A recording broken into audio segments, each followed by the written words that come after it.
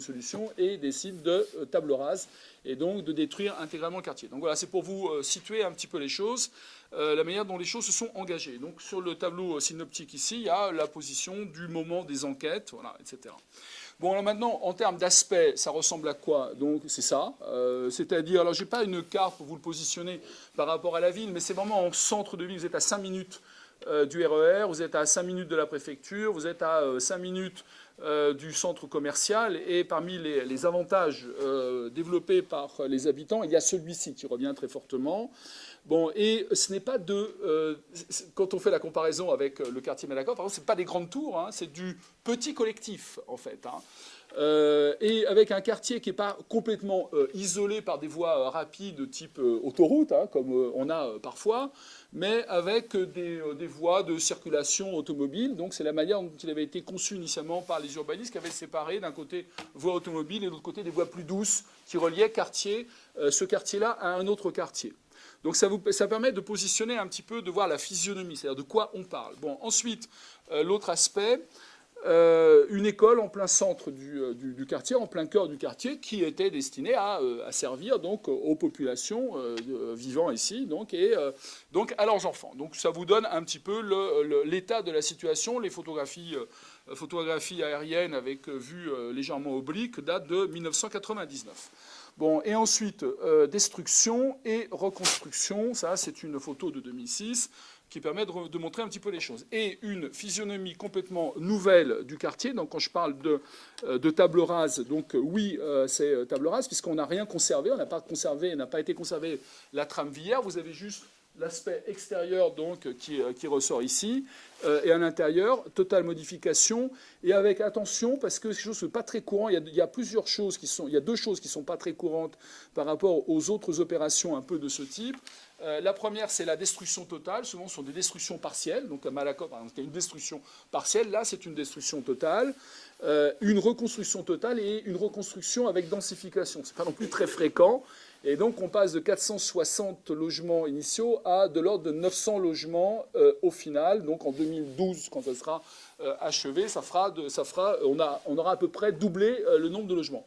Donc, c'est une situation quand même un peu originale. Hein, ça. Bon, ensuite, l'autre aspect, là, qui est plus classique, qu'on a retrouvé, par exemple, sur l'exemple de Malakoff, c'est une diversification des types d'habitat, enfin, des statuts. Il y a du locatif social, et avec 2 bailleurs, pas un seul bailleur. Il y a du locatif privé et il y a de l'accession à la propriété. Donc la question de, entre guillemets, la mixité sociale a été présentée comme un argument. Donc voilà, c'est pour vous présenter un petit peu les choses, que vous ayez un aspect, un peu une identification de la typologie du quartier et puis du processus de transformation, de modification du quartier. Voilà, ça c'est une vue d'artiste qui doit vous donner la vue finale telle que ça sera en 2012. Ça commence à être comme ça, hein, déjà. On n'en est pas très très loin, vous pouvez aller vous y promener pour ceux qui sont à côté à Cergy, donc ça commence à ressembler à ce genre de choses. Bon, alors maintenant, rentrons un peu dans le vif du sujet sur les mots utilisés pour enclencher l'opération. Bon, alors il va y avoir sur la situation, sur l'évolution, sur les facteurs, sur les perspectives à courte ou moyenne échéance. Donc pour pouvoir argumenter par rapport à ça, le corpus utilisé, c'est, on va dire, le corpus traditionnel, les conventions, les argumentaires qui sont développés. Vous allez voir des choses assez étonnantes parfois qui ressortent. Donc, ce sont des documents totalement officiels qui peuvent même être récupérés sur le site de l'ANRU. Donc, ce ne sont pas des choses qui ont été pillées ici ou là. Donc, c'est des choses totalement officielles. Donc, la situation du quartier et sa valorisation envisageable.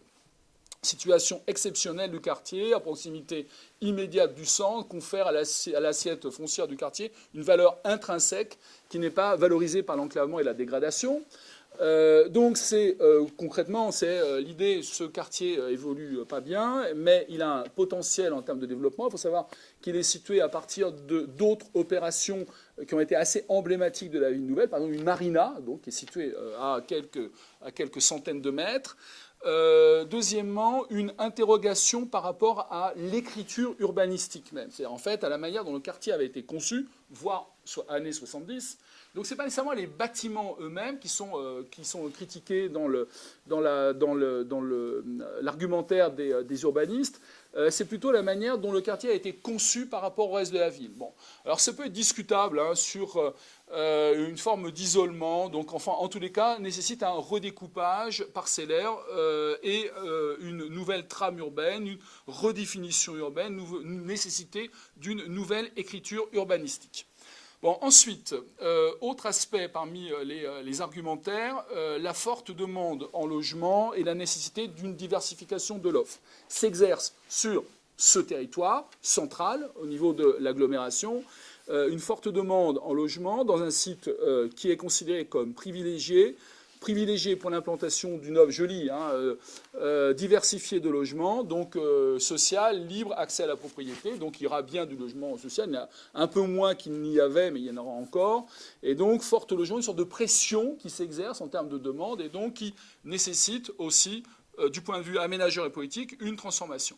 Bon, enfin, on arrive un peu plus dans la question les questions qui nous intéressent, sur la question des difficultés sociales et des tensions. Donc, dégradation du quartier, cumul des difficultés sociales, économiques, conséquences sur la vie de l'ensemble du quartier. La question des jeunes n'est pas explicitée, donc elle n'apparaît pas directement dans l'argumentaire des aménageurs, mais en tous les cas, climat social lourd, forte tension entre des groupes, dégradation des espaces publics et des parties communes des immeubles, donc c'est le constat qui est fait, et donc tout ceci, on va dire, plaide donc à charge, et donc à une action volontaire forte. Ensuite, deux autres éléments sont développés dans l'argumentaire. Je fais simple, hein, parce que non, tout ça, c'est un peu plus étayé. C'est juste pour cibler un certain nombre de points. A déjà été lancée une opération de réhabilitation. Ils y font allusion. Opération de réhabilitation Palulos 91-92. N'a pas modifié le profil social, les difficultés sociales. Est-ce que l'on pouvait en attendre une résolution des difficultés sociales et urbaines? Ça, c'est à voir, c'est un autre sujet, mais en tout cas, ils y font référence. Et enfin, aucune autre solution que radicale n'est envisageable. C'est-à-dire qu'en fait, ils plaident plutôt pour la solution radicale, qui est la destruction intégrale. Alors, il faut savoir quelle était la position de la mairie, mais qui n'était pas la position du bailleur. Le bailleur était plutôt sur une position de type Malakoff. On touche moyennement, on détruit un peu, on reconstruit, on reconfigure, mais pas on détruit la totalité. Bon, et enfin, dernier point, un argumentaire par rapport au point de vue social. Une opération de type de celle qui est envisagée devrait permettre, alors ce que Sylvie Foll appelle un peu une injonction à la mobilité, donc devrait permettre aux populations de devenir actrices en leur permettant d'avoir accès à une mobilité qu'elles attendent. Est-ce qu'elles attendaient une mobilité résidentielle? Ça, on le verra. En tout cas, c'est le discours qui est tenu, et avec un objectif de rétablissement d'une mixité sociale. Bon, plus renforcer les services publics. Voilà les discours qui est tenu. Alors, je ne vais pas faire la simplification, on le verra après. Après, je vais vous proposer un diagramme où on positionne un peu les points de vue des uns et les points de vue des autres. Avis sur le quartier et son évolution, parole des habitants. Donc là, la matière première est différente. Ce sont les enquêtes. Là, c'est pas la matière première des conventions. Donc c'est la matière première des enquêtes. C'est à laquelle je faisais allusion tout à l'heure. Donc comment le quartier a-t-il évolué? La qualité du logement et du quartier, l'évolution du quartier, facteur de la dégradation. Alors, je vais aller relativement vite par rapport à ça. Alors, ce qu'il faut savoir, j'ai fait des sous-populations en distinguant ceux qui étaient arrivés tardivement dans le quartier, à partir de 93, et ceux qui étaient arrivés avant 93. Alors, pourquoi? Pour une raison simplement technique, j'avais à peu près 50%, ce qui m'a été d'avoir deux sous-populations relativement, sur le plan quantitatif, suffisamment importantes. Bon, ce qu'on observe, c'est que globalement, la forte dégradation est constatée donc, par les habitants, voire la faible ou forte dégradation, mais d'autant plus qu'ils sont là depuis plus longtemps. Bon, donc il peut y avoir, sur certains aspects, un entre guillemets, diagnostic partagé. C'est-à-dire que les populations émettent aussi un diagnostic, même si elles n'avaient pas été prises en compte en tant qu'acteurs dans le processus de transformation du quartier, elles émettent aussi un diagnostic, elles constatent un certain nombre de choses. Bon, deuxième aspect, dans le point de vue des habitants, sur la mobilité attendue ou pas attendue. Alors là, on pourrait s'attendre, on aurait pu imaginer, là, quand même, c'est sur 98 ménages enquêtés, hein, quand même, que la question a été posée, donc quand même une quantité relativement importante de population. Le non jamais ressort très fortement, puisqu'on a, attention, ce ne sont pas des pourcentages, ce sont des valeurs absolues hein, qui apparaissent en ordonnée. Donc c'est 55 sur 98 ménages qui disent non, en fait, on n'avait pas du tout envisagé de changer de quartier. Et donc, alors pour diverses raisons, hein, peut-être parce qu'il est difficile quand on est dans de l'habitat social fortement aidé à trouver ailleurs une offre résidentielle acceptable. En tous les cas, ce qui est exprimé, ils auraient pu dire oui parfois, souvent, etc. Ils ont dit non jamais. Bon. Autre élément sur la comparaison des jugements sur la nécessité de, je l'ai déjà fait, celui-là, excusez-moi, sur la perception de, alors ça on va y revenir après, sur le niveau de satisfaction des ménages relogés.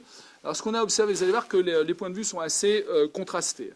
Les adultes, globalement, ont été plutôt satisfaits. Les jeunes enquêtés l'ont été beaucoup moins. Donc il y a une sous-population qui a été assez peu. Mais ça, je n'ai pas énormément d'éléments là-dessus, mais éventuellement dans le cadre d'une discussion. Alors maintenant, quels sont les arguments un peu plus fouillés qui nous permettent, parce que pour l'instant j'en suis à gros traits, mais en allant sur les arguments un petit peu fouillés, qu'est-ce qui nous permet de comprendre comment fonctionnait le quartier. Donc je vous propose 5 tableaux. Alors qui sont des tableaux qui ne sont pas des études linguistiques fines telles que vous les faites, qui sont des études par rapport aux propos tenus et qui essayent de restituer les arguments en classant les arguments par grande catégorie. Donc c'est la manière dont j'ai procédé. Alors sur le plan méthodologique, ce n'est pas une méthode parfaite par rapport à ce que vous êtes capable de faire, mais de la manière dont moi je pouvais travailler sur cette question-là, à partir de cette matière première, voilà la manière dont j'ai fonctionné. Bon, le premier grand tableau, quels étaient les aspects agréables du quartier? Puisque est-ce que ce quartier qui pose problème, qui a subi une forte dégradation, évoquée tout à l'heure, présentait quand même des aspects agréables? Alors ce que l'on observe, c'est que les points les plus fortement signalés, souligné, il y en a deux grandes catégories importantes. La première, c'est ce qui était évoqué tout à l'heure, c'est l'aspect accès à la centralité, aux aménités urbaines, donc à certains avantages du centre. Et le deuxième, qui est un point qui, à mon avis, est souvent occulté, souvent très difficile, alors certes difficile à prendre en considération, c'est la question du quartier ressources. C'est-à-dire la question du quartier qui offre un certain nombre d'avantages en termes de relations inter-individuelle et de solidarité inter-individuelle. Donc c'est un point qui est assez fréquemment développé dans le cadre de ce que l'on pourrait qualifier de les quartiers populaires. Je n'utilise pas le terme de quartier sensible, je parle de quartier populaire. Il y avait, ceci dit, des aspects désagréables à ce quartier, des problèmes, donc il ne s'agit pas de les nier. Et parmi la première catégorie, vous avez la relation aux jeunes, qui étaient les jeunes du quartier. Donc c'était et souvent les jeunes avec leurs parents qui vivaient sur ce territoire-là. Donc jeunes qui faisaient des bêtises, des jeunes, voire enfants en bas âge qui traînaient le soir, donc insultes de la part des jeunes, bon, etc. Enfin, un certain nombre de choses, vous verrez de manière, les formules, ce sont les formules qui émanent donc des populations directement enquêtées. L'autre aspect, alors le nuisance sonore, ça allait souvent avec les jeunes, hein, c'est souvent assez fortement lié. Et l'autre aspect, c'était les formes de délinquance. Donc c'est un quartier, et parmi les éléments, alors développés, excusez-moi, je ne l'ai pas souligné tout à l'heure, mais développé dans l'argumentaire des aménageurs, il y a aussi les trafics et les formes de délinquance sur le quartier, soulignés par les ménages eux-mêmes. C'est-à-dire qu'il le dit, c'est pas une sorte de point de vue un peu extérieur et qui n'est pas conforté par les analyses des habitants eux-mêmes. Les habitants développaient, ont souvent même été assez loin dans la description d'un certain nombre de choses par rapport aux questions de tension de délinquance. Des questions ont été posées sur alors, un peu de la prospective. Qu'est-ce qui aurait pu être attendu? Et ça va me renvoyer un peu à une conclusion, mais ça, je peux éventuellement peut-être avancer un petit peu là-dessus. La collègue ce matin parlait de co-construction de projets urbains. Il me semble qu'il y a un enjeu aujourd'hui qui est assez fort par rapport à la construction des projets urbains, c'est